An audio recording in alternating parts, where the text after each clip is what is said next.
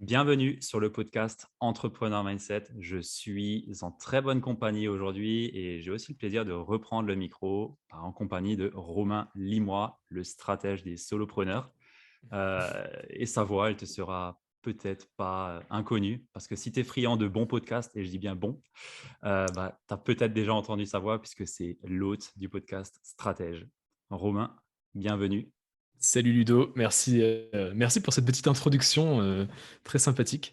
Et je suis vraiment content que tu m'invites dans ton podcast. Ça fait un petit moment qu'on en parle et là, voilà, on va se prendre un petit moment pour discuter. Et c'est toujours enrichissant de discuter avec toi. C'est moi qui te remercie d'être là et j'ai hâte d'avoir cette discussion ensemble. Déjà, je veux te demander comment ça va. Ça va très bien, ça va très très bien. Comme je te disais en off, je sors d'un petit footing, d'une petite course à pied. Donc là, je suis à un bon niveau d'énergie et non, ça va bien. En plus, je viens de passer une semaine de vacances, donc là, je suis au top. Et toi, Parfait. comment ça va? Écoute, moi, super. Pareil. J'ai de nouveau du soleil en Alsace. Ah, trop bien. Donc, ça va. Bon, Good. Romain, est-ce que tu peux faire une petite présentation pour les auditeurs qui ne te connaîtraient pas encore? ouais. Donc moi, je m'appelle Romain Limois, donc je suis coach business pour les solopreneurs. Je les aide à passer, on va dire, un cap, à passer la vitesse supérieure. En général, je travaille qu'avec des solopreneurs qui sont déjà lancés, qui ont déjà un business, qui ont déjà des clients, qui ont envie d'accélérer, on va dire. Et je les aide à travers du coaching individuel. La grande majorité de mon chiffre d'affaires, c'est du coaching individuel, en général sur 3 mois ou plus. Et dernièrement, quelques petits programmes live, programmes de groupe, où là, j'ai plus une casquette de formateur du coup et je transmets un certain nombre de concepts un peu puissants pour développer les fondations de son business. Parce que finalement, le but, c'est quand même, de structurer les fondations, et donc voilà ce que je fais dans les grandes lignes et évidemment, comme tu l'as dit tout à l'heure, je suis créateur de contenu, je crée un podcast. Alors c'est pas un podcast d'interview comme le tien, mais c'est un podcast, solo où je parle tout seul dans mon micro pendant 30 minutes, et où j'aborde en fait toutes les problématiques que j'ai pu voir en coaching. Donc c'est très business, mais ça commence petit à petit à évoluer vers, un peu plus de mindset, et tous les sujets en fait qui peuvent aider un solopreneur à développer son Mhm. activité. Donc voilà ce que je fais. Je suis aussi pas mal, actif sur Instagram, que j'aime bien ce réseau, et voilà, que coach business pour solopreneur. Cool. Merci pour cette petite présentation. Et c'est vrai, ton podcast, ouais, il est solo, mais il est franchement très bien. J'ai dû écouter tous les épisodes. Merci, Peut-être pas le sympa. dernier, peut-être pas le dernier, mais en tout cas, j'ai dû écouter tous les épisodes. Et c'est vrai que tu balayes beaucoup de sujets, que ça soit du positionnement, de la productivité, créer une stratégie, et ainsi de suite. Donc, c'est souvent intemporel et c'est ce que j'aime bien sur ton podcast. Et c'est même comme ça que tu le veux, je pense, intemporel, Ouais, des conseils qui durent dans le temps et qui viennent du temps souvent aussi. Euh, donc, ouais. ouais, C'est c'est un trop très bien bon. que tu mettes sur la table ce concept-là d'intemporalité. C'est vrai que je ne l'ai pas précisé dans ma, dans ma définition, dans ma présentation. Mais oui, c'est un mot qui est important pour moi parce que je pense qu'il y a plein, plein, plein de principes qui étaient déjà très pertinents il y a 20 ans, il y a 30 ans, il y a 50 ans, qui viennent du monde du business ou pas d'ailleurs, et qu'on peut Hmm. appliquer aujourd'hui et qu'on pourra toujours appliquer dans 20 ans, dans 30 ans, dans 50 ans. Et donc, en fait, c'est hyper important de les partager, de comprendre quels sont ces principes, de les partager. Et du coup, effectivement, Stratège, je l'ai conçu comme un podcast complètement intemporel, dans le sens où je vais jamais parler de la petite mode du moment ou du petit réseau social du moment, et ça va juste être des grands principes. Et ce qui fait que du coup, c'est un podcast qui est écouté, enfin, c'est assez facile de l'écouter parce que tu peux rentrer par l'épisode 30, par exemple. Voilà, rien ne te dit que il a été enregistré il y a un an ou il y a une semaine, et ça permet de binger entre guillemets facilement les épisodes. Donc c'est un peu conçu comme ça, parce que moi j'aime bien ce genre de contenu-là en tant que Ouais. consommateur de podcast. Donc voilà, mais ouais, l'intemporalité hyper important, et hyper rassurant surtout quand tu montes un business. Oui, c'est sûr. Ton contenu, tu sais qu'il n'est pas là pour. Voilà, c'est pas un truc sur le hack ou l'algorithme d'Insta qui va C'est durer vrai. 6 semaines et après il est pourri. Non, c'est clair que c'est un concept qui est important à prendre en compte et c'est ce que j'aime bien chez toi. C'est sympa. Et justement, quand on pense du coup à un stratège, entrepreneuriat stratège, on voit. Alors moi, quand je pense stratège, je Mmh. vois un Romain, enfin, oui, un Romain, oui, C'est normal, c'est euh, normal. Ouais, mais un un stratège empereur, militaire, quoi. Ouais, ouais. voilà, c'est Un ça, peu Napoléon, exactement. quoi. Ouais. C'est ça, exactement. Je n'ai même pas pensé à ce Ouais. jeu de mots-là. Mais exactement, donc je pense à ça et le parallèle avec l'entrepreneur, on enfin, on peut le comprendre, mais j'ai envie d'avoir un petit peu ton point de vue là-dessus. Pour toi, bah, voilà, un entrepreneur stratège aujourd'hui, qu'est-ce que c'est? Et est-ce que, bah, de ton point de vue, c'est nécessaire d'avoir un petit peu cet esprit, stratège, calculateur dans l'entrepreneuriat ou du moins dans le business comme on le connaît aujourd'hui? Ouais, bonne question. C'est vrai que, quand j'ai créé le podcast, je me suis dit: «Bon, comment je vais appeler mon podcast?»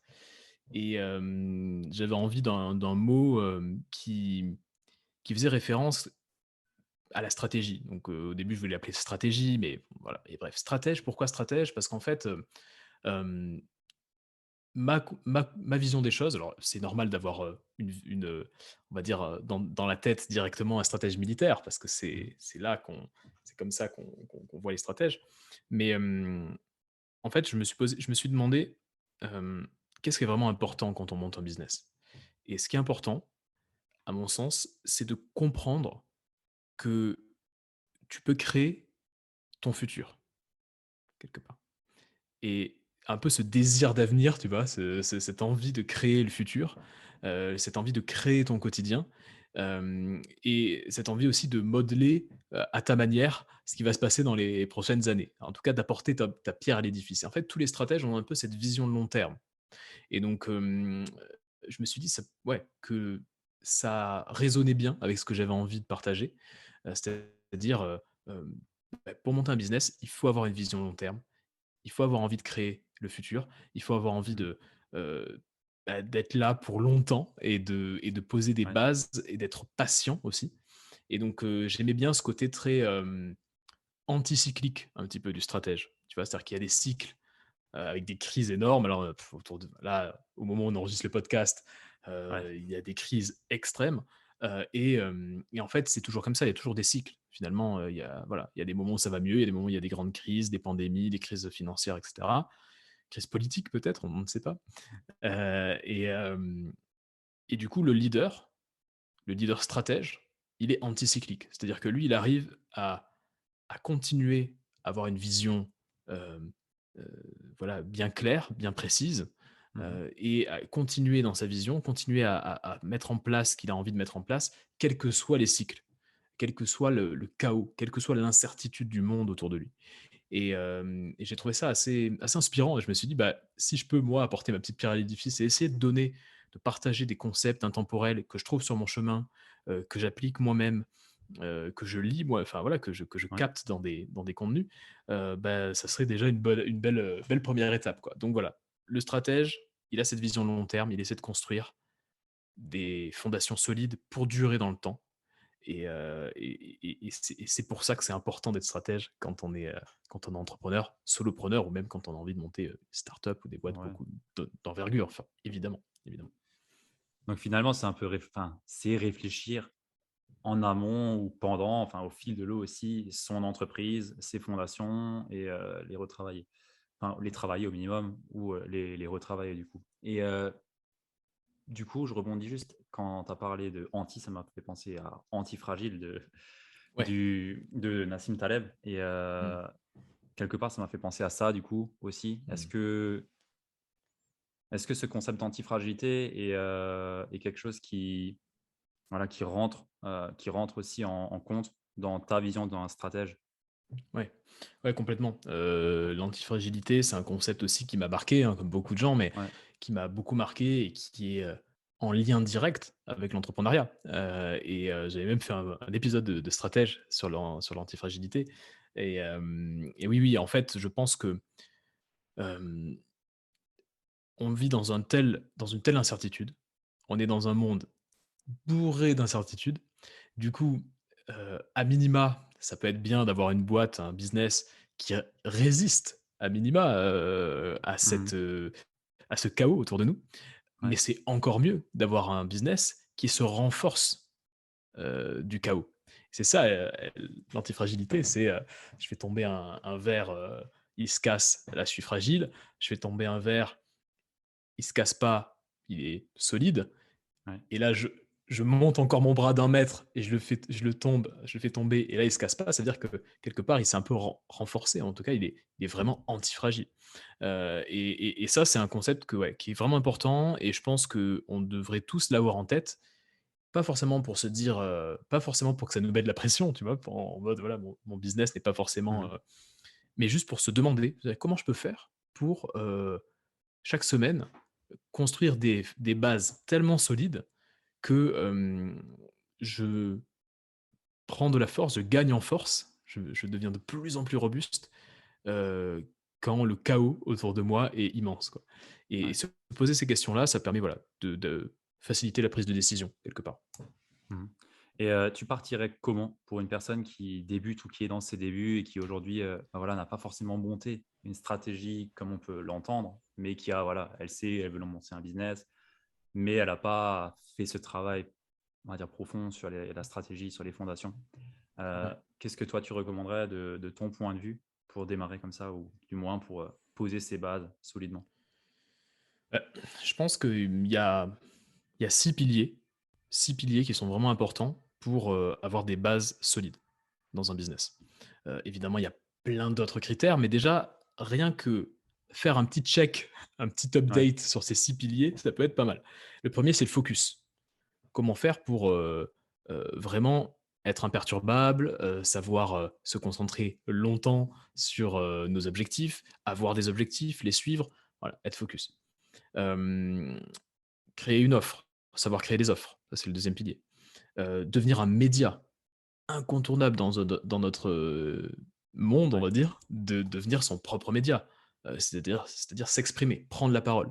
Je sais plus qui disait ça, mais les deux qualités de notre siècle, c'est savoir écouter et savoir ouais. prendre la parole. Et en fait, quelque part, voilà, prendre la parole, tout le monde ne le fait pas encore. Donc on est très Mmh. consommateur, mais producteur, pas trop. Et attention, Donc consommateur, oui, mais on n'écoute pas forcément. oui, et en On plus on n'écoute entend. pas forcément. On entend, alors là, encore pire, tu vois? Ouais, Donc ouais, devenir son propre média, très, très, très important. Ensuite, évidemment, avoir des bases en vente et en marketing, mmh, et essayer de le faire de façon un peu minimaliste. Pas besoin de mettre des énormes machines, des usines à gaz exceptionnelles. Déjà, savoir, voilà, juste récupérer quelques adresses mail, savoir vendre, en face à face ou même sur Zoom comme ça, vendre ses prestations, savoir donner son prix sans trop trembler, ce genre de choses-là, c'est des bases, mais mine de rien, voilà. Et puis les 2 dernières, on va dire fondations, hem, les 2 derniers piliers, c'est, ce que j'appellerais la cognition, donc le fait de savoir d'apprendre à apprendre, d'utiliser des modèles mentaux pour mieux réfléchir, OK. de lutter contre ces biais cognitifs, tous ces mots-clés qu'on entend, en fait, ça nous sert à mieux penser, à mieux prendre des décisions. Et donc là, c'est toujours intéressant d'avoir ces petits modèles mentaux, perso, qu'on utilise, régulièrement pour, on va dire, améliorer notre prise de décision. Donc là, ça passe par des lectures, ça passe par juste, se dire: «Tiens, ce modèle mental, il me correspond bien, donc je vais l'utiliser». Ça sera une sorte de filtre par lequel je vais faire passer toutes mes décisions. Mmh. Donc voilà, tout ce qui est, on va dire prise de décision, voilà, devenir bon en prise de décision. Et le dernier point qui est très sous-estimé, en fait, et qui pourtant est fondamental parce que c'est ce qui nous définit en tant qu'être humain, c'est l'intelligence relationnelle, le networking quelque part. Ouais. Savoir, discuter. Regarde, nous, on se connaissait pas il y a un an, là, on enregistre ensemble, parce qu'on a échangé plusieurs fois. On a parlé plusieurs fois, on s'est jamais rencontrés encore d'ailleurs, mais, Non. en vrai de vrai. Mais c'est parce qu'on a échangé, c'est parce qu'on s'apprécie qu'on a envie de créer du contenu ensemble. Mmh. Voilà, donc voilà un peu les 6 piliers. Et déjà, voilà, donc mon conseil, ça serait déjà de se demander: «Où est-ce que j'en suis sur ces 6 piliers?» Voilà, déjà. Et si, il y a des petites lacunes sur certains des piliers, bah, travailler ça. Et c'est pour ça que je te parlais d'intemporalité, parce que là, je te donne même pas des méthodes, Non, magiques ou quoi non. que ce soit, mais juste un check sur ces piliers-là. Après, si tu veux acheter une formation sur la vente parce que tu sens que tu es pas bon en vente, ou si tu veux, t'inscrire dans une communauté parce que tu as envie de développer ton networking, Mmh. OK, tu vois? Mais c'est la différence entre la tactique et la stratégie. fait. Ouais. Tu vois? Et donc, c'est un petit peu, ouais, c'est comme ça que je l'aborderai. Justement, ça aussi, c'est un modèle mental, mais c'est comme ça que je l'aborderai, ouais. Ouais. OK, c'est intéressant. Je rebondis juste sur le dernier pilier, que moi j'avais pas négligé, mais enfin j'avais rien fait dessus en fait, sur, le networking, sur les relations et je Mmh. m'en suis rendu compte, il y a quoi, bah, quand j'ai fait mon switch d'activité, là, je m'en suis rendu compte qu'en fait, le networking, il est méga important et j'ai un peu observé ce qui a fait le succès de beaucoup d'entrepreneurs autour de nous et majoritairement, en fait, c'est le networking qui, enfin, pas majoritairement, mais voilà, ça a fortement aidé, Mmh. à créer des opportunités, que ça soit dans le business physique ou même, en externe, enfin en ligne ou dans le physique. Mais clairement, moi, je sous-estimais la puissance du réseau, la puissance du networking et ça ouvre tellement de portes, tellement de possibilités que c'est vraiment pas à négliger et qu'il faut vraiment pas rester dans son coin, quoi et faut enfin, après tout dépend aussi pourquoi on vient faire du business. Si tu viens pour, durer et que tu t'intéresses réellement aux personnes, tu auras beaucoup plus de facilité et tu seras beaucoup plus enclin à créer des relations comme on peut le faire ensemble et ainsi de suite. Ouais. Mais on en parlera après, mais si tu es un affairiste et que voilà, tu veux développer ton truc, et partir derrière, il n'y a pas forcément de nécessité ou même de besoin ou d'envie et ça sonne faux dans tous les cas dans ces cas-là. Mais ouais, moi c'était un point que j'avais pas développé en tout cas et je m'en suis rendu compte, cette année du coup que, bah, en fait c'est vraiment puissant et ça fait la force de ce qu'on fait en fait. Je trouve. Ouais, complètement. Je te rejoins à 1000. C'est, le networking ou en tout cas, développer son intelligence relationnelle, c'est peut-être l'activité la plus long-termiste Ouais, qui soit, en fait. Parce que, tu peux pas, en un clin d'œil, en un claquement de doigts, développer des liens de confiance suffisamment forts pour que ton réseau, sache ce que tu fais et que toi tu saches quelle est voilà, quelles sont les activités des membres de ton réseau, qu'il y ait une confiance mutuelle et qu'il y ait de la valeur ouais. co-créée quelque part. C'est quasiment impossible sans, le facteur temps et donc du coup, c'est très long-termiste et c'est pour ça qu'il y a très peu de gros networkers autour de nous, ce qu'on pourrait appeler des super connecteurs un peu. Des gens Mmh. qui ont des très, très, très gros réseaux. Il y en a peu, on en connaît peu parce que, parce qu'il faut investir du temps. Il faut Ouais, investir du temps. Il faut se dire, voilà, à partir de maintenant, je vais, «chérir» entre guillemets mon réseau. Je vais vraiment m'en occuper et c'est pour ça que nous, en tout cas dans notre génération, on n'a pas encore de gros connecteurs. Moi, je pense par exemple à un mec comme Mathieu Stéphanie, le ouais. podcasteur. Lui, à mon avis, c'est un gros connecteur, mais parce que ça fait peut-être 15 ans qu'il tu vois, qu'il fait ça Je et pense donc qu'il a le là, plus gros carnet d'adresses lui. il a un carnet d'adresses de dingue. Il va chez Yannick Noah, il interviewe Alain Ducasse, tu vois? Et comment? Parce que, bah, c'est quelqu'un qui investit beaucoup, qui donne beaucoup, je pense, qui donne Ouais. énormément. Donc ouais, le networking, c'est un pilier important. Hem, c'est juste pas très sexy parce que c'est le facteur temps est énorme, en fait. Mmh. Voilà. C'est pas juste rencontrer plein de gens. Pendant longtemps, je pensais que c'était juste rencontrer plein de gens, donc je prenais des cafés tout le temps à Paris, je passais mon temps à prendre des cafés et en fait, c'est pas ça. C'est construire des relations de confiance et Mmh. ça s'achète pas, tu vois? C'est pas une question de quantité, c'est une question de qualité. Donc Ouais, clairement. C'est intéressant ça. Bah, si vous nous écoutez, prenez le temps d'avoir des relations de qualité. C'est mmh. ce qui fait la diff et pas juste, une fois voir, comment ça va et liker toutes les publications, c'est pas ça. Ouais, voilà. Ouais, bah, on est biaisé par les réseaux sociaux, hein, parce qu'on a cette facilité. En fait, il y a une différence entre avoir un réseau, un vrai réseau, c'est-à-dire des gens de confiance qui Mmh. te font confiance, à qui tu fais confiance, qui te connaissent et que tu connais, et cetera et être, connecté et il y a ce sentiment de sociabilité que nous donnent les Mmh. réseaux, est complètement différent de la vraie, ouais, de la vraie connexion, d'un ouais, d'un système relationnel quoi, tu vois? D'un vrai réseau, physique. Donc faut pas se tromper quoi, faut pas se tromper. L'un peut être accélérateur de l'autre, Ouais. ouais. Mais c'est intéressant. J'aime beaucoup tes 6 points, enfin tes 6 piliers, pardon. Et c'est vrai que chacun de ces piliers sont nécessaires et bah, j'ai peut-être envie d'en ajouter un, et qui Ouais, est plutôt par rapport à l'état d'esprit du coup. ouais. Heu, mais c'est pas forcément à ajouter. Il est peut-être lissé dans chacun des piliers, tu vois? Mais Ouais. pour moi, c'est un pilier qui est aussi très important parce que ça détermine en fait toutes tes actions, tout ce que tu vas avoir comme pensée, comme croyance et tout ça, ça va déterminer derrière tes résultats. Et ouais, Ouais. Ouais, non, tu as raison, le mindset, c'est tout, en fait. C'est tout ça, nage dans le ouais. mindset, quoi, tu vois? Oui, Heu, c'est un peu partout. C'est un peu ouais, voilà. partout, mais c'est vrai que ça se travaille bien et si tu appliques avec le bon état d'esprit, avec voilà, la bonne intention dans ce que tu veux faire et que tu appliques et que on va dire que tu augmentes tes points dans chacun de ces piliers, Mmh. à la fin, tu es une machine. Je veux dire, Ouais, tu sais tout par rapport à ton activité, tu sais exactement où tu injectes de l'énergie, ce qui va en ressortir et ainsi de suite. ouais. Et c'est là où ça devient intéressant et que ça devient puissant derrière. En tout cas, ce qui est sûr, c'est que si tu augmentes, et voilà, et que tu gagnes des points dans chaque, pilier, hem, justement, tu construis une maison avec des fondations solides et c'est vraiment cette image, tu sais, de la maison, de pierre et de la maison de paille. C'est vraiment ça, Ouais, quoi. Dès qu'il y a une tempête, toi, tu as envie que ton business, bah, il tienne le coup, quoi. Et du coup, bah, c'est ça. Pourquoi j'ai ce champ lexical un peu des piliers, des fondations, parce que c'est réellement ça dont on est en train de parler. C'est-à-dire que si tu veux, et on en parlera peut-être tout à l'heure, mais il y a pas mal d'entrepreneurs qui sont là juste pour faire un coup, pour faire ouais. vite de l'argent, ils ne construisent rien. Et si toi, tu as envie de construire quelque chose, bah, il faut que sur au moins ces 6 piliers, plus évidemment le mindset qui est, voilà, qui est le tout, et qui est le liant de tout ça évidemment. Mais, c'est au moins sur ces 6 piliers, bah, avoir de bonnes bases, quoi. Mmh. Donc voilà, mais ouais, voilà un peu Bah, ma réponse, justement, sur le sur la partie ouais. fondation, quoi. Non, c'est intéressant, c'est vraiment intéressant.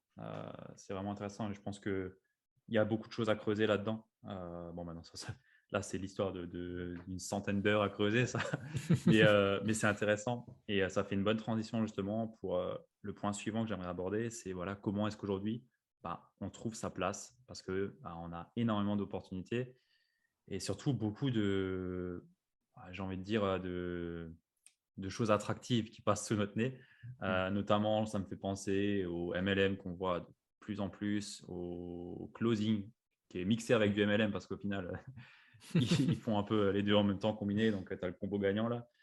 Les cryptos, NFT plutôt, j'ai envie de dire. Crypto, ça existe depuis longtemps, mais maintenant, c'est un peu plus le mouvement NFT, Metaverse, Web3, où on a vu beaucoup de Mmh. personnes qui font un petit peu ce qu'on fait, qui ont pris la fuite et sont partis là-dedans Plein, plein, bah oui. Mmh. sans Mmh. trop de raison, hein. Enfin, on se l'imagine la raison, Mmh. mais voilà, comment est-ce qu'aujourd'hui on trouve sa place et on peut éviter les tentations justement de voilà, être attiré par toutes ces nouveautés. Ouais, bah, moi, la première chose qui me vient en tête, c'est, le documentaire Netflix Les Rois de l'arnaque. Donc, Ah le ouais, documentaire, actuellement qui est ouais. actuellement sur Netflix, qui s'appelle Les Rois de l'arnaque, sur l'arnaque au CO2. Voilà, au bout d'un moment, il y a eu une arnaque à la enfin, je pense que c'était aux alentours de 2008-2009, un truc comme ça. Mmh. Une arnaque sur les droits, les droits à polluer. Il y avait une sorte de marché sur les droits à polluer et donc c'était, fictif, hein, c'était des sortes de droits qu'on pouvait se passer d'une entreprise à une autre. Il y a, des petits malins qui ont trouvé le moyen, de se garder la TVA sur chaque transaction, se garder 20 grosso modo et donc il y a eu 1,6 milliard qui a été détourné et quand on regarde ce documentaire, donc là, ceux qui nous écoutent, je vous conseille vraiment de regarder le documentaire, Les Rois de l'arnaque. Quand on regarde ce documentaire, on se rend compte qu'il y a 2 types d'entrepreneurs. Il y a les affairistes qui sont là juste pour faire des coups et si c'est pas, l'arnaque, au carbone, l'arnaque, à la TVA, bah, ça peut être autre chose, ça peut être, vendre, des téléphones portables et ne pas enfin bref, il y a toujours des gens, il y en a toujours eu et ça sera toujours le cas. Il y aura toujours des entrepreneurs qui seront là pour faire le coup et hem et et qui flaireront, qui ont ce «génie» entre guillemets, ce talent quelque part, de flairer, les failles et de s'engouffrer dans les failles pour faire beaucoup d'argent très, très rapidement et disparaître. Grosso modo, c'est un peu l'idée. Ouais, Et puis, en face, il y a des entrepreneurs qui, eux, sont plutôt des contributeurs. Leur but, c'est de créer de la valeur, c'est de régler tes problèmes, en fait, tout tout simplement. Mmh. Leur but, c'est de régler des problèmes. Et donc, je pense qu'il faut vraiment faire la différence entre ces 2 types d'entrepreneurs. Hem, évidemment, évidemment, il y a des je dirais qu'il y a des entrepreneurs qui sont un petit peu entre les 2 et qui comprennent que, faire beaucoup d'argent, ça peut attirer beaucoup de monde, et donc qui vendent, tu sais, dans la rue vers l'or, c'est ceux qui vendaient les Les pioches, pelles, ouais, les les pioches, pelles. ouais. Voilà, les pelles, enfin le matériel. Et donc voilà, il y a pas mal de gens qui vont se dire: «Bah, tiens, je vais vous apprendre à devenir crypto-millionnaire. Je vais vous apprendre à faire des millions avec les NFT. Je vais vous apprendre à, voilà, à faire, du MLM» et cetera. Et donc c'est pour ça que c'est assez compliqué le monde, de l'entrepreneuriat, de la formation, de l'accompagnement. Il commence à être un peu complexe parce qu'il y a à la fois les gros les gros affairistes, il y a les formateurs qui apprennent quelqu'un de normal, on va dire, à devenir un affairiste, et puis Ouais. il y a, ceux qui veulent contribuer. Et là, encore une fois, il faut juste se ramener à son état d'esprit. Qu'est-ce qu'est-ce que tu veux faire? Qu'est-ce que tu veux créer? Quel est le futur que tu veux créer? Je te parlais tout à l'heure de créer le futur. Quel est le futur que tu veux créer? Est-ce que tu as envie, bah, de contribuer? Ou est-ce que tu as juste envie de faire un coup? Et ouais, forcément, on a envie de mettre un petit jugement de valeur là-dessus parce que moi, je trouve que, bah, c'est plus contribuer collectivement, c'est quand même un petit peu mieux pour l'humanité, quoi, j'ai envie de dire, que Ouais, ouais. simplement, faire du gros argent, en l'espace de 3 mois. Mais même des entrepreneurs qui étaient très respectés comme, Oussama Ammar, Ah oui, ils ont fini ouais. par, ils ont fini par vriller totalement. Et Moi, j'aime beaucoup, en tout cas, la partie, contenu, de Sam Hamar. Et là, je constate que, bah, il est un peu tombé dans le monde des affairistes, à faire de l'argent rapidement, à être un peu dans la zone grise, on va dire. pas très Et légal non plus, ouais. pas très légal, voilà. Et je pense que, voilà, il y a des gens, il y a des entrepreneurs qui sont un peu nés pour ça, j'ai l'impression, pour faire des coups. Mais mon souhait, ça serait qu'il y ait de plus en plus d'entrepreneurs qui aient vraiment cette envie de contribuer, cette envie de changer le monde à leur échelle quelque part, et surtout de régler des problèmes. En fait, c'est ça le but de l'entrepreneur, régler des problèmes. Donc Mais voilà un je peu pense que le ouais, ouais, il y en a beaucoup qui partent du mauvais pied aussi. C'est-à-dire qu'ils ouais. partent, dans la misère, d'un point de vue financier ou autre et qui voient du Mmh. coup une opportunité. Et bah, forcément, hein, quand tu as une personne qui vient t'appeler, 20 fois dans la journée pour vider ton CPF et pour te vendre, «Gagne 2 000 € par mois avec, mon programme de closing» ou je sais pas quoi, ou Ouais. mes NFT, c'est sûr que, bah, tu peux comprendre qu'ils vont peut-être, se laisser tenter ou voilà, Mmh. un peu moins éduqués sur le sujet, quoi. Et c'est ce qui fait que tu as tellement de personnes aussi bah, qui peuvent passer pour affairistes et là, c'est à petite échelle. Mais après, il y a des gros qu'on pensait qui étaient là, pour durer et qui, voilà, étaient dans une bonne intention et puis au final, tu te rends compte que non, Mmh. pas forcément et que du coup, ils ont viré. Mais ouais, c'est se poser la question de ce qu'on veut vraiment faire et pourquoi on veut le faire, tout simplement. Et de toute manière, je pense qu'à un moment donné, alors après, je sais pas vraiment comment ils sont, mais leur système de valeurs est de toute façon différent d'une autre parce qu'on Ouais. valorise pas du tout la même chose. C'est sûr qu'on est complètement opposé à ça, mais par contre, on est vu de la même façon. À un moment donné, on est vu de la même façon Mmh. et c'est ce qui est un peu con, je trouve. Ouais, complètement. C'est comme tous les coachs, à un moment donné, étaient vus comme des escrocs, parce qu'il y en avait un certain nombre qui étaient pas bons. Et donc le mot coach, il y a quelques années, était vraiment galvaudé. C'est en train de revenir tout doucement. Mais quand je me suis lancé, j'avais des potes qui me disaient: «Dis pas que tu es coach, dis que tu es consultant, mentor, machin, mais ne mets pas le mot Ouais. coach». Donc heureusement, c'est en train de revenir. Mais oui, c'est un peu le problème, c'est que, pas mal de ces affairistes-là, on va dire, heu, pourrissent un petit peu l'environnement autour d'eux. Mais bon, à vrai dire, comme tu dis, on n'a pas le même système de valeurs, ça clairement. Et je pense que chacun doit prendre ses responsabilités. Chaque entrepreneur doit se dire: «OK, qu'est-ce que je veux faire? Comment je veux contribuer? Est-ce que mon but, c'est juste de mettre 2 millions sur mon compte en banque? Ou est-ce que mon but, c'est d'aider les gens à régler leurs problèmes?» Et forcément, c'est ma croyance en tout cas. Là, c'est mon système de croyance, mais forcément, moi, ce que je crois, c'est que ça te nourrit plus sur le long terme Mmh. d'aider les gens à dépasser leurs problèmes, d'accompagner les gens, d'avoir de l'impact dans la vie des gens. Ça te nourrit beaucoup plus. Hem et heu et moi, c'est marrant parce qu'il y avait un coach, je sais plus lequel, mais bon, il y avait un coach qui, grosso modo, était un peu, high ticket et gros et c'était un peu de l'arnaque, quoi, grosso modo. OK. Et en Pour toi, fait, étiquette, c'est combien étiquette? heu, plus de 50 000 € le Ah OK. coaching, quoi, tu vois? Ah OK. Donc il y a, j'imagine des coachs qui sont à 50 000 € et qui font un travail exceptionnel. Je suis Mmh. pas du tout à mettre des Oui, des oui. tarifs, mais mais en fait, ce coach-là, je me disais, on peut pas jouer à ce petit jeu, c'est-à-dire, vendre très cher du vent quelque part. On peut Mmh. pas jouer à ce petit jeu sur 10 ans. C'est pas possible, en fait. À un moment Donc donné, tu es piégé. c'est ça. Donc en fait, il y a quelque chose qu'on a du mal à récupérer, c'est quand même sa réputation. Donc ça peut être intéressant de penser à ça, de se dire: «Voilà, est-ce qu'on me fait confiance? Est-ce que j'ai une bonne réputation?» Et la réputation, ça se bâtit sur le long terme, comme le networking, on en parlait tout à l'heure, mais c'est pas Ouais, ça se bâtit exact. sur le long terme. Et ce que disait Naval Ravikant, tu sais, Oui. le business angel Naval Ravikant, qui est une sorte de philosophe un peu, de l'entrepreneuriat, Son il Twitter disait, excellent. sur Twitter est magnifique. Raval, il disait un truc du genre, «Deviens la personne à qui on a envie de proposer des opportunités», en fait.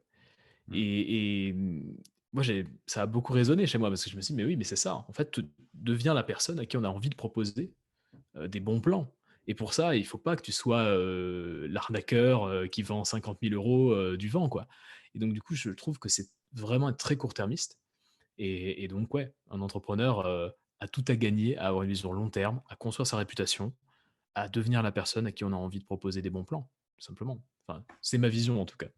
Après, moi, je pense aussi, enfin, de mon point de vue aussi, ce qu'on attire à soi qui on est déjà. Donc, Ouais, enfin, de mon ouais, point de vue, enfin, de ce que moi je perçois, mes clients que j'ai, c'est pas le type affairiste qui vient chez moi.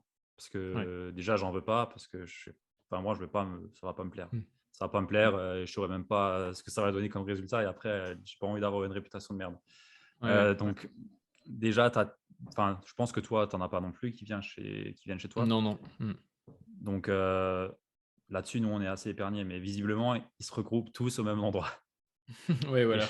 plus ou moins chez les mêmes personnes. Ouais.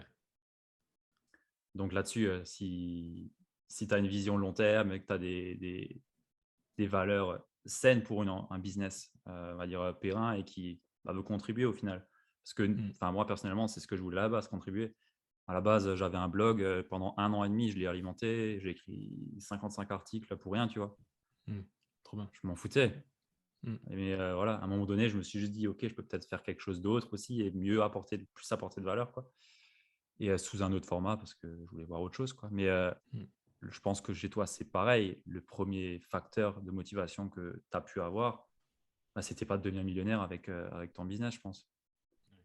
Et tu vois, on en parlait, évidemment, alors ouais, évidemment, c'était pas du tout mon premier facteur de motivation, forcément quand quelqu'un te dit, «Ah j'ai écouté ton podcast et j'ai adoré, ça m'a fait ce déclic-là et ça m'a permis d'avancer sur ce point», bah, c'est incroyable, quoi. Mmh. Et là, on sent que, bah, notre contribution a aidé quelqu'un, au moins une personne.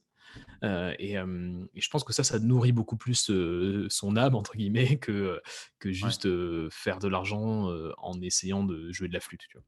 Mais on en parlait tout à l'heure en off, mais je pense que tout ça est aussi lié à notre faible éducation autour de l'argent. Mmh. Heu et et on pense en fait que la réussite entrepreneuriale, c'est une question de montant, alors qu'en fait, c'est une question d'impact, de contribution, de conversation, heu Ouais, surtout que pour tu nous. as avec les gens, surtout pour nous. Et c'est aussi, ce genre de vision-là qu'achètent beaucoup de personnes. C'est-à-dire qu'ils se disent: «Bah, si je veux être un entrepreneur qui a réussi, bah, dans ce cas-là, il faut que je fasse plus de X, centaines de milliers d'euros, millions d'euros de chiffre d'affaires et donc à ce moment-là, je deviendrai un bon, entrepreneur». Donc tous les moyens sont bons pour cocher cette case de: «Je suis un entrepreneur qui génère de l'argent» et cetera. Je pense que ça peut être bien de changer un peu cette croyance et de la remplacer par, heu, être entrepreneur, c'est avoir des fondations solides justement, avoir une vraie entreprise. Il faut quand même, voilà, vendre, avoir des clients Oui, contents, voilà, sinon tu on es est pas entrepreneur obligé. voilà, forcément. Donc Sinon, tu avoir es des dans une fondations asso, solides, quoi. Voilà, et quelque part avoir un impact sur le monde à ton échelle. Alors ça peut être en vendant du pain si tu es boulanger, tu vois? Tu vends Mmh. du pain, les gens t'achètent une baguette, bon ben voilà. Et ça peut être en étant coach, en étant formateur, en faisant un peu, nos métiers.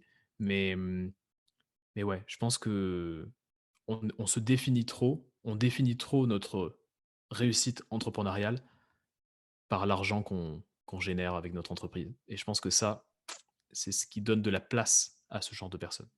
Ouais, c'est clair. Je suis assez d'accord. Pour moi, de mon point de vue, ce qui définit mon succès, par exemple, comment moi je peux définir mon succès, c'est que tous les jours je nourris mes valeurs en fait. Ouais, C'est tout. La valeur argent, elle est présente, mais elle est pas haute dans mon système de valeurs. Donc forcément, faut aussi que je la nourrisse, sinon je peux pas vivre. Le fait de nourrir mes valeurs, c'est ce qui me donne envie de continuer, tu vois. Et c'est ce qui me, pour moi, est un petit peu mon curseur pour me dire est-ce que je suis bien ou je suis pas bien. Et, euh, et c'est là où justement quand j'avais fait mon switch, bah, j'étais plus bien. Parce ouais, que du coup, moi, c'est de l'authenticité en premier. Et bah, du coup, j'étais plus authentique puisque j'étais plus aligné avec mon business, ça me plaisait plus trop. Et du coup, j'arrivais plus au point où j'ai arrêté. Et je me suis repenché. Et comme voilà, enfin, je le fais parce que je veux contribuer aussi. J'ai pas arrêté. C'était pas, enfin, ça m'a traversé l'idée, hein. Enfin, ça m'a ouais. traversé l'esprit d'arrêter complètement, mais bon, pas longtemps quoi. Ouais, Pas longtemps pour aller vers quelque chose qui m'attire plus. Et puis on avait pu en discuter aussi ensemble.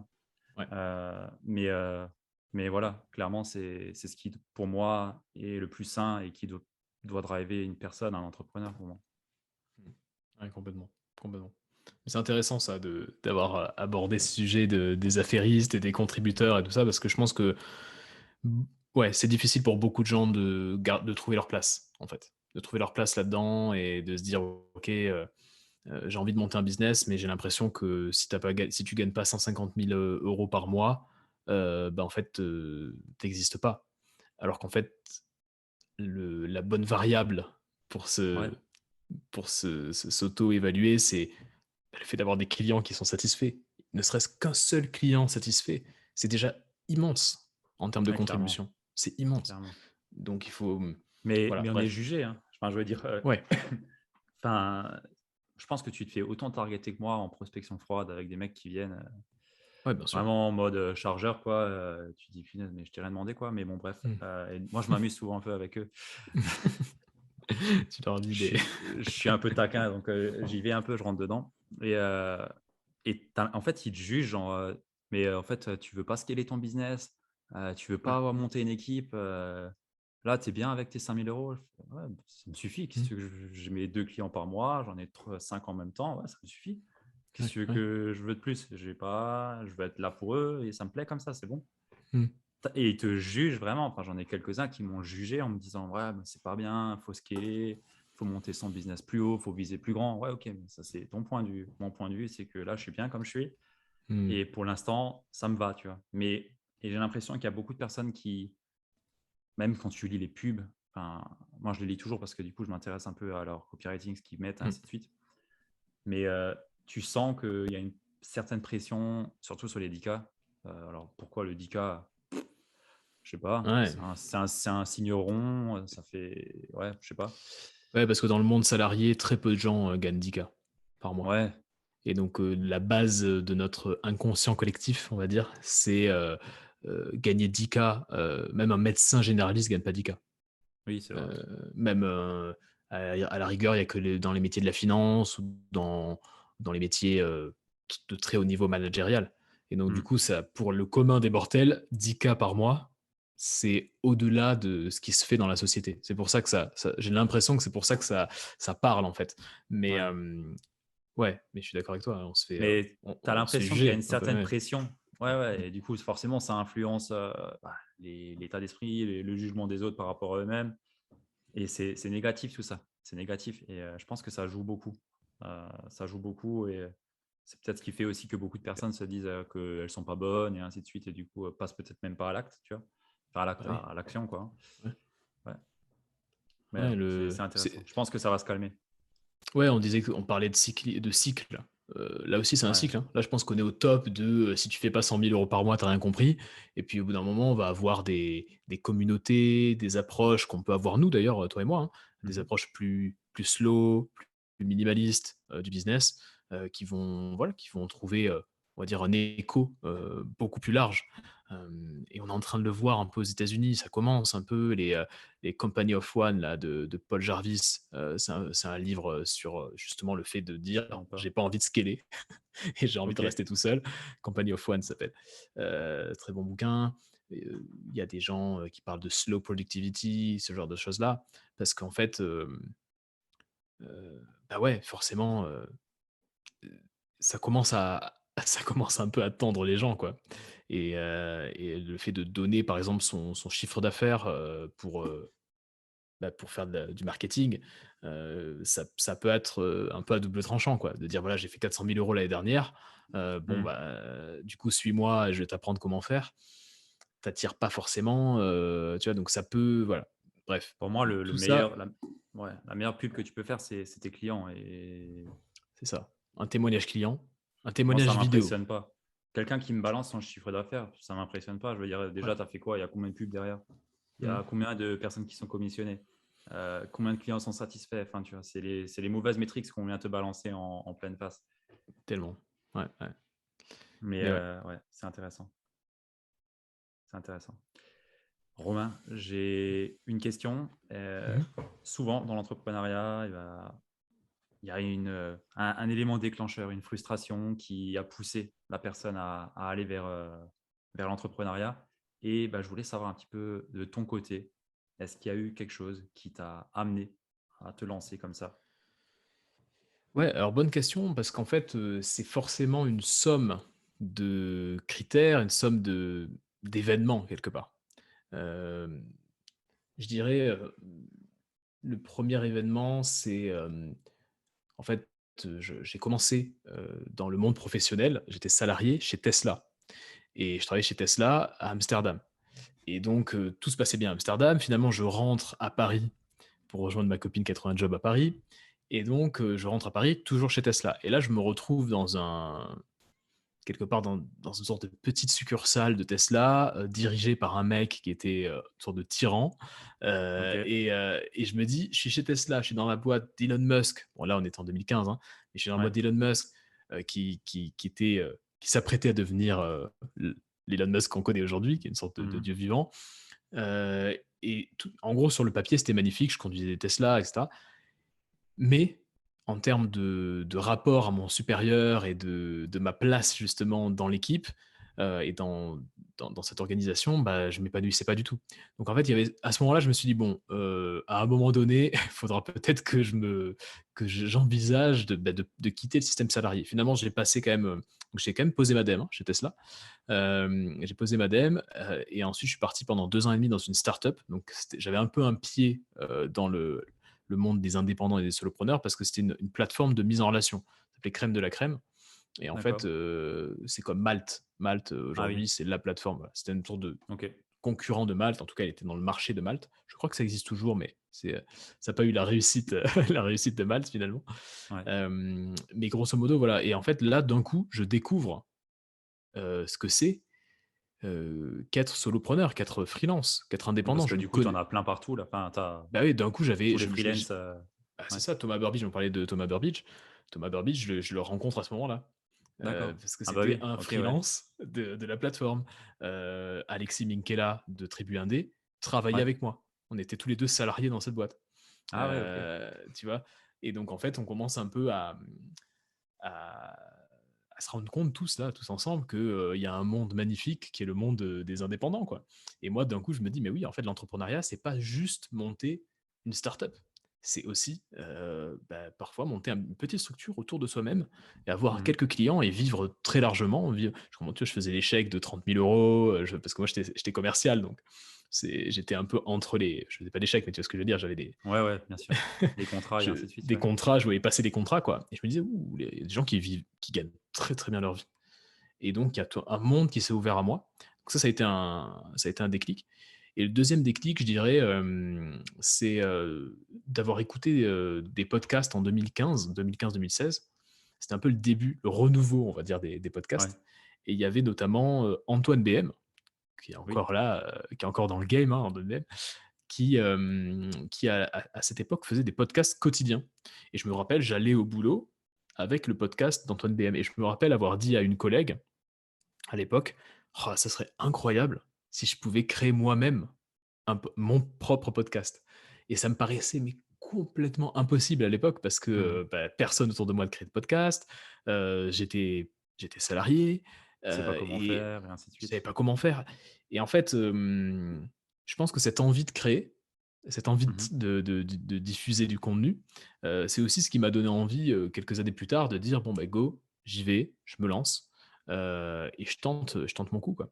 Et donc voilà, je dirais ces deux événements, à la fois, l'expérience entrepreneuriale un peu étrange, sur la fin de Tesla, et en même temps la découverte des solopreneurs, et de notre côté, cette envie de moi-même passer de l'autre côté et de devenir, producteur et pas simplement consommateur de podcasts. OK.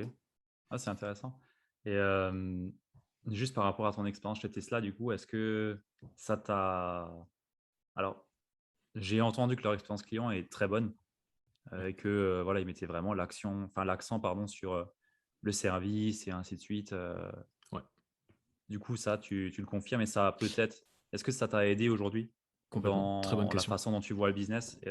Ouais, Hyper bonne avoir un petit question, peu et ce première fois côté qu'on me pose Musk, cette question. Ouais, non, mais OK. c'est trop, trop bien parce que j'y réfléchissais récemment. Et en fait, Ah. non, mais j'y réfléchissais parce que, je suis allé manger dans un restaurant étoilé récemment, et j'ai Mmh. discuté avec, le directeur du restaurant. Ouais. Et donc on parlait des serveurs. Il avait du mal à recruter des serveurs. En ce moment, c'est très compliqué de recruter des Ah oui. serveurs. Tout le Mmh. monde veut aller au top, tu vois? Et être un peu en mode serveur, ça plaît plus trop, et donc c'était un gros, gros problème. Et hem et donc, on a discuté, si tu veux, de la qualité de service en France, qui est un peu en train de baisser, en fait, Ah ouais? qui est moins bonne que, ce que c'était, surtout pour les étrangers. Un Américain qui vient en France, il se fait très, très mal recevoir, et c'est dommage. Et en fait, je me disais: «C'est marrant», parce que moi, j'ai toujours eu cet attrait, si tu veux, pour, le service client, et pour, le fait de faire vivre une expérience client de qualité, parce que Ouais. malgré moi, j'ai été formé à ça chez Tesla.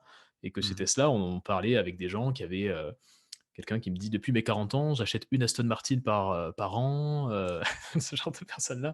Et donc forcément, bah, c'était des gens qui avaient, on va dire, heu, Des une standards certaine élevés, quoi. habitude, exactement, une certaine habitude on va dire, de service. Et donc tu étais obligé d'être à ce niveau-là, de bien connaître la voiture, de bien t'exprimer, de parler aux enfants quand il y avait des enfants, voilà, d'être à un gros niveau de service. Et donc oui, je confirme qu'il y a un très, très bon niveau de service chez Tesla.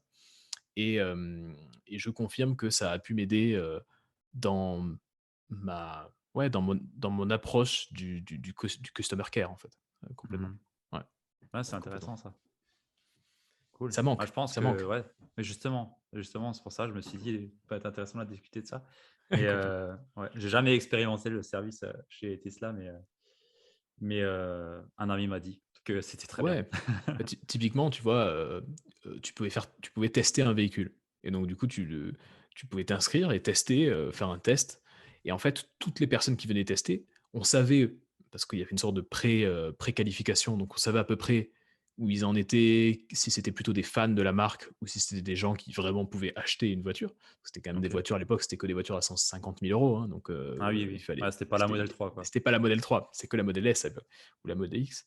Et du coup, on savait déjà qui, testait la voiture. Donc on avait notre calendrier, on savait, voilà, quelle était la voiture de la personne, on avait déjà une sorte de préqualification. Et en fait, ce qu'on enfin notre, ce qu'on nous demandait de faire, c'était d'avoir vraiment le même niveau de service avec quelqu'un qui était juste un fan de la marque et qui roulait en Twingo, et quelqu'un Mmh. qui avait, 5 Porsche, Carrera 4S, tu vois? Et qui en gros pouvait se l'acheter, en un claquement de doigts. Et donc en fait, on avait vraiment ce même niveau de service, donc on prenait tout le monde, voilà, pareil, quoi, D'égal, ouais, ouais. d'égal. Et ça, j'ai trouvé ça vraiment génial. Et du coup, plein de gens nous disaient: «Mais merci, d'avoir, bah, voilà, de m'avoir fait vivre un essai de véhicule comme ça, vous m'avez vraiment traité comme si j'étais, un potentiel acheteur, alors que vous saviez bien que j'allais pas acheter», enfin ce genre de choses-là. Donc Ouais, c'est bah, ça intéressant. m'a beaucoup aidé, ouais. Ça me fait penser à Ferrari qui a un peu le même, la même vision du coup. Parce que Mmh j'ai, mh. une personne que je connais qui allait, bon il a un gros, 4x4, GLC mais tu achètes Mmh. pas une Ferrari au prix du 4x4 quoi donc Mmh. Les moyens ne sont pas forcément les mêmes et il y est allé avec son fils qui voulait voir des Ferrari. Donc ils sont allés Ouais. chez Ferrari, quoi, et la personne lui a dit: «Bah, écoutez, si vous voulez, vous pouvez essayer». Il a dit: «Je ne vais pas rouler, je vais pas rouler ça, c'est pas possible». Et lui a dit: «Non, non, pas maintenant, mais par contre, on fait un événement, je ne sais plus à quelle date, on vous invite, vous venez et bah, vous venez avec votre fils et vous pourrez essayer alors, lors de cet événement, la Ferrari». Il y avait repas, tout payé. Je pense que ça leur, coûte une fortune à faire un événement comme ça, mais il Ouais. a été invité alors qu'il ne savait pas qui c'est, pas s'il a les finances ou pas. Il est Mmh. venu avec son fils parce qu'il voulait voir les voitures et ils lui ont quand même proposé ça, tu vois? Et ça me Ouais. fait un peu penser à cet exemple du coup. Mais là, on est Et là voilà sur encore le luxe aussi comme, Tesla, quoi. et tu vois, là encore, finalement, il y a un côté intemporel dans le luxe. Il y a un côté Ouais, très long-termiste dans le luxe. Parce que là, regarde cette stratégie-là. Là, toi, tu es en train de me partager cette expérience et je suis en train exact. de me dire: «Ouh, chez Ferrari, ils sont bons» et pareil, on t'a partagé l'expérience comme quoi chez Tesla, ils sont bons et donc en fait, ça, c'est juste faire jouer le bouche à oreille, investir un peu, du temps et de l'argent pour que à terme, quand, les Tesla, on pourrait les acheter à 15 000 €, bah, on a envie de l'acheter à 15 000 €, tu vois? Et Ouais, c'est en clair. fait, nous, on nous disait: «On travaille pour la Model 3» parce qu'on savait que la Model 3 allait sortir en Mmh 2015, mh. mais on n'avait jamais vu de Model 3 encore, mais on savait qu'elle allait sortir. Il y en avait même qui l'avaient précommandé et il nous disait, on avait des mails d'Elon Musk, un truc de dingue, on avait des mails d'Elon Musk qui nous disait toutes les personnes que vous voyez, c'est potentiellement des acheteurs de Model 3. Donc, même si aujourd'hui ils vous achèteront pas de Model S, qui est la grosse berline de luxe, Ouais. bah, continuez à les recevoir comme si c'était des rois, quoi. Parce que c'est nos futurs clients. Et ouais, bref, ça c'était du grand art. C'était vraiment très très bien fait. Ah, ça, c'est bien pensé et ça me fait penser justement à Steve Chandler, profession Ouais. coach ou ouais, je crois que ça s'appelle comme ça. Mmh. Mmh. Le «Oui réside au pays du non». Ouais, j'adore, j'adore. Mmh. Ça me fait penser exactement à ça et c'est exactement comme ça que je conçois le business aussi aujourd'hui. C'est-à-dire que, bah, je m'en fous que tu peux être client ou pas, je te réponds à ta question et Ouais, après par la suite, si tu veux qu'on travaille ensemble, on travaillera ensemble ou pas. ouais. Mais peut-être qu'un jour, tu viendras quand même parce que, bah, j'ai su répondre à tes questions quand on avait besoin, même si tu as pas les finances aujourd'hui. Et cette approche, moi, je trouve que c'est ce qui a ça laisse la longue traîne, ça fait parler autour parce que, bah, la personne est bien servie, tu l'as pas envoyé chier ou quoi, donc ouais, c'est je trouve que c'est une très bonne façon de faire du business aujourd'hui. Mmh. Pour ça, il faut avoir confiance dans le fait que, tu es là pour longtemps. Tu es là sur le Ouais, long terme. Parce que si tu as vraiment cette confiance-là, bah, tu peux te dire: «Je peux investir du temps, je peux donner de mon temps, de mes connaissances maintenant parce que de toute façon, je suis là sur le long terme et un jour, je recroiserai cette personne. Parce que je bien suis là sûr. sur 10 ans, sur 15 ans, sur 20 ans, sur 40 ans». Et quand tu as vraiment cette conviction, tu es là pour longtemps et que toutes les relations que tu bâtis, bah, tu pourras les nourrir au fil du temps et continuer à les garder au fil du temps, ça donne une force incroyable, en fait. Être long-termiste, être patient, moi je ce que je dis parfois, c'est que la patience, c'est une compétence Ah, et que clairement. tu peux développer ta patience comme une compétence parce que la majorité des gens sont impatients, veulent gagner tout de suite, veulent avoir on va dire, faire leur vente rapidement, alors qu'en fait, enfin, ce qu'on peut gagner en termes de satisfaction, d'argent, de relations, quand on fait confiance à l'effet cumulé de nos actions, Ouais. c'est juste incroyable, quoi. Donc, ouais, toujours un peu se demander: «Est-ce que je suis suffisamment patient ou pas?» Moi, je me pose la question parfois: «Est-ce que j'étais patient cette semaine?» Ou est-ce que j'ai Ouais, c'est voulu, vrai, tu vois? c'est vrai. Bah, j'ai moi-même des points où, bah, quelquefois, je reprends des conversations et des discussions que j'ai pu avoir avec des personnes et je vois, non, j'ai pas été assez patient, en fait. Ouais, ouais, Et ouais. bah, ça se travaille après, je veux dire, Ouais, bien sûr. on est là On pour est des longtemps. éternels, voilà, exactement, éternels, élèves de toute façon, bien sûr. Exact. Mais déjà en avoir conscience, mettre le doigt dessus, bah, ça peut être bien, ça peut être Mmh, bien. clairement. Romain, on arrive, sur la fin. Là, on est déjà presque à 1 heure de Mmh. podcast. C'est super Mmh. intéressant et j'aimerais te demander où est-ce qu'on te retrouve? Comment on te contacte si on veut travailler avec Ouais, toi ou si on veut te alors, suivre un peu plus? bah, le mieux c'est de soit aller sur mon site romainlimois.com, soit, et là je suis vraiment très, très présent, sur Instagram. Donc sur Instagram, vous venez me parler, vous me rajoutez sur Instagram et on discute. Moi, je suis vachement ouvert aux conversations, aux discussions. Je trouve que c'est ça l'essence même d'une relation business ou d'une relation d'ailleurs pas business, c'est d'échanger, quoi. Mmh. Donc, j'aime bien échanger en message audio, discuter un petit peu, parfois même continuer la discussion sur Zoom. Je pense vraiment qu'on devrait tous échanger un peu Ouais, plus, être plus dans la conversation. On se croise un peu comme à la gare, tu sais, un peu comme sur un ouais, quai c'est de vrai. gare. Tout le monde se croise. Ah, salut, tiens, ça va? Chut. Et puis, alors qu'en fait, euh, ce qui peut ressortir d'une conversation, ça peut être génial, quoi. Ça peut être vraiment une pépite. Donc, Ouais, ouais, voilà. Venez discuter avec moi, je serai ravi. ça marche. Je mettrai tous les liens dans tous les cas dans la show note et la description du podcast. Ouais, yes. J'ai une dernière question que j'aime bien poser pour Hmm. faire perdurer le fil des Ouais. interviews que j'ai. Et cette question, c'est qui est-ce que tu aimerais bien voir passer sur ce podcast après toi? Alors, du coup, j'ai réfléchi. Je pense que un très bon client qui a toujours plein de choses à partager, c'est Thomas Burbidge, dont je te parlais. Parce que, en plus, en ce moment, il a des réflexions autour du pourquoi monter un business, dans quel but, quel impact sociétal, quel impact environnemental aussi de son business. Il a vraiment ces réflexions-là en ce moment. Et je le trouve vraiment habité par ça. Et voilà, je sais que vous allez avoir une discussion de grande qualité. Hmm. Euh, c'est un ami en plus que je connais très très très bien. Et voilà, c'est un bon créateur de contenu, quelqu'un qui a plein de choses à partager et qui, à mon avis, devrait être complètement dans la ligne de toutes les personnes que tu fais passer sur ce podcast. Super. Bah, merci pour me l'avoir proposé. Je suis aussi son contenu qu'il fait et c'est vrai qu'il est super intéressant. Ouais, il Il y est a plein de super trucs à intéressant. raconter. Ouais, ouais, ouais. Mm. Cool. Non, c'est un bon entrepreneur. Ouais. Ok, nickel. Bah, je me hâte de de prendre contact avec lui. Merci. Je t'en prie. Bah, écoute, déjà, merci pour le temps qu'on a passé ensemble, cet échange. Bah, Je pense que merci c'est à un toi. podcast très riche. Ouais, on a eu plein de discussions. T'as posé des questions. Franchement, il y a plein de questions. J'avais jamais parlé de ça. On m'avait jamais posé ces questions-là. Donc, c'est trop, trop bien qu'on ait enregistré ça et puis qu'on puisse le diffuser et le partager. Et ouais, super discussion, quoi. Donc, merci, hein. Nickel.